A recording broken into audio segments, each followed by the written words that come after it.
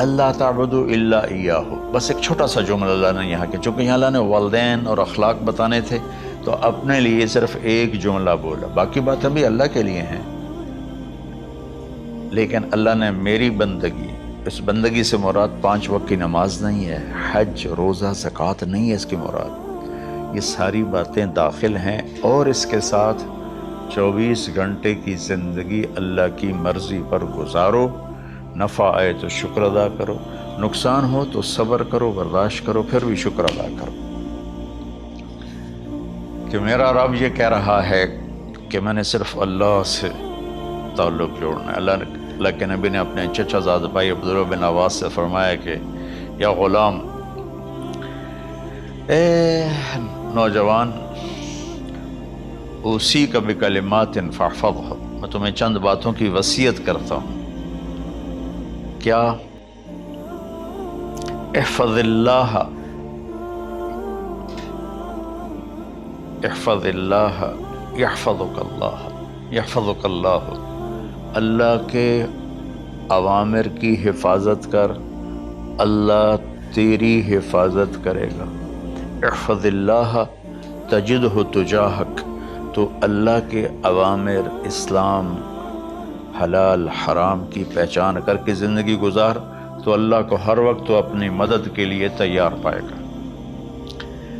اور لمبی حدیث ہے، بنا عشاء کی نماز کا وقت ہو رہا ہے، اس میں وہ جملہ جو اس میرے مضمون سے متعلق ہے، وَإِذَا سَأَلْتَ فَاسْأَلِ اللَّهِ، جب بھی مانگو اللہ سے مانگو، جب بھی مانگو اللہ سے مانگو، اللہ کے سوا کوئی دینے والا نہیں ہے، صرف اللہ ہے دینے کے لیے۔ وَإِذَا اسْتَعَنْتَ فَاسْتَعِنْ بِاللَّهِ، اور جب مدد کے لیے ہاتھ اٹھاؤ تو صرف اللہ کو پکارو، جب ضرورت حاجت کے لیے، مدد کے لیے ہاتھ اٹھاؤ تو اپنے اللہ کو پکارو۔ تو یہ حدیث کی بات بھی ہے اور یہ قرآن کی بات بھی ہے۔ اس کے بعد آگے اللہ کہتا ہے وَبِالْوَالِدَيْنِ إِحْسَانًا، اور اپنے والدین کے ساتھ احسان کرو۔ احسان کا کیا مطلب ہے؟ اللہ آگے اسی کی تشریح کر رہا ہے۔ ویسے احسان کا مطلب عربی میں ہوتا ہے، یہ جو ہمارا اردو کا احسان ہے، میں تیرے تے احسان کیتا تو ہوں میں نالے کی کر رہے ہیں، یہ بھی مطلب ہے، لیکن احسان کا اصل مطلب ہوتا ہے، احسان حسن سے ہے، حسن، حسن سے الف، 2 الف ملے اور احسان بن گیا۔ احسان کا مطلب ہوتا ہے کسی بھی کام کو جو دنیا کا ہے، دین کا ہے، اسے انتہائی خوبصورت طریقے سے کرنا۔ جیسے کسی دلہن کا میک اپ ہوتا ہے نا، تو 5-6 گھنٹے 4 گھنٹے کے بعد وہ کہتی ہے، جو ہوتی ہے اس کا میک اپ کرنے والی، کہ جی بس یہ مکمل ہو گیا ہے اور اب اس سے آگے نہیں ہے۔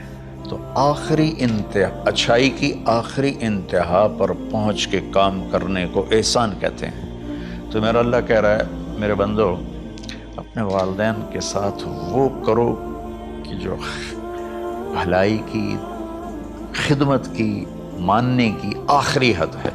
سبحان اللہ۔ وبالوالدین احسان، بالوالدین پہلے ہے، احسان بعد میں ہے۔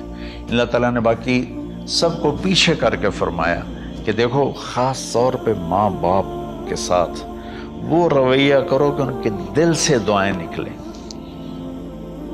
چند دن پہلے ایک والد یوں ہاتھ اٹھا کے کہہ رہا تھا اپنے بیٹے، اکلوتا بیٹا، میں منگنا اللہ کو لو، اللہ تینوں چاہ لگے۔ باپ بیٹے کے لیے یہ دعا مانگ رہا تھا اور بیٹا اکیلا ہے، یہ بد دعا باپ کر رہا تھا۔ تو بھائیو، ایسی اولاد نہ بنو جس ماں نے پیٹ میں 9 مہینے اٹھایا، پھر جننے کی تکلیف برداشت کی۔ ایک شخص آیا حضرت عبید بن عمیر کے پاس کہ حضرت میں نے ماں کو اپنے کندھے پہ بٹھا کے پیدل حج کرایا ہے، مینا لے گیا، عرفات لے گیا، مزدلفہ، پھر مینا، پھر مکہ، تو کیا میں نے ماں کا حق ادا کر دیا؟ میں نے فرمایا ولا تلقۃ واحدہ، بیٹا ابھی ایک تلقہ کا حق بھی ادا نہیں ہو۔ تلقہ کسے کہتے ہیں؟ جب بچہ پیدا ہونے کا وقت آتا ہے تو ماں کو دردوں کی لہریں اٹھتی ہیں، وہ اتنی خوفناک ہوتی ہیں کہ ماں چیخ چیخ کے رہ جاتی ہے، اور بعض اوقات ڈلیوری لیٹ ہو جاتی ہے تو وہ تڑپتی ہے، روتی ہے۔ وہ جو لہریں ہیں نا پیٹ میں آتی ہیں جاتی ہیں، آتی ہیں جاتی ہیں، ایک لہر جو درد کی اٹھتی ہے اس کو کہتے ہیں طلقہ۔ میں قربان جاؤں، انہوں نے فرمایا بیٹا ابھی تیری ماں نے جو تجھے جنا تھا اس وقت جو تجھے درد، وہ تیری ماں نے درد کی لہریں برداشت کی تھیں، اس میں سے ایک لہر کا بھی حق ادا نہیں ہوا، یعنی کہ حق ادا ہو ہی نہیں سکتا۔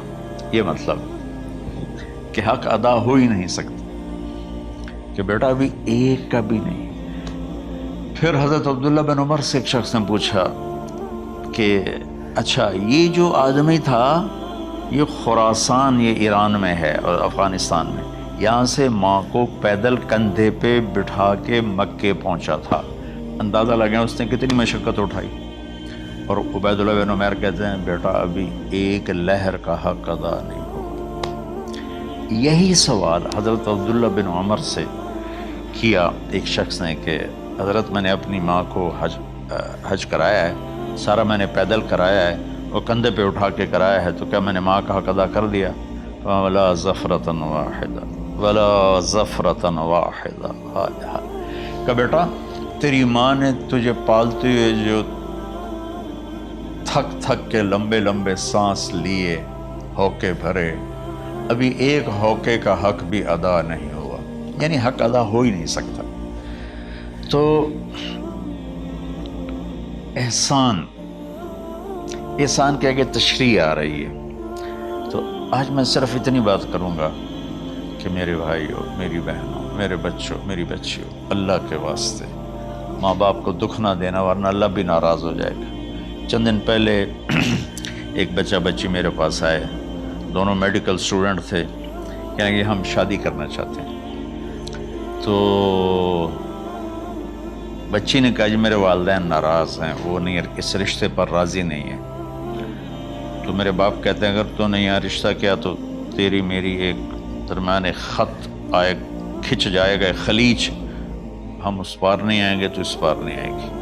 میں نے کہا بیٹی جس ماں نے تجھے 9 مہینے پیٹ میں پالا، 2 سال تجھے دودھ پلایا، تیری پوٹیاں پیشاب صاف کیا، تجھے پیمپر باندھے، تجھے اٹھ کے راتوں کو اپنی چھاتی سے دودھ پلایا، کیا اب اس کا اتنا بھی حق نہیں کہ تم اس کی رائے کا احترام کرو؟ اتنا بھی حق نہیں ہے؟ تو میں نے کہا بیٹا میری کوئی رائے نہیں ہے، تو اگر تیرے ماں باپ راضی ہیں تو بسم اللہ ضرور کر، اگر راضی نہیں ہیں تو دیکھو موت تک تجھے ماں باپ کی دعا نہیں ملے گی، اور ماں باپ کی دعا نہ ملی تو کچھ بھی نہیں ملے گا۔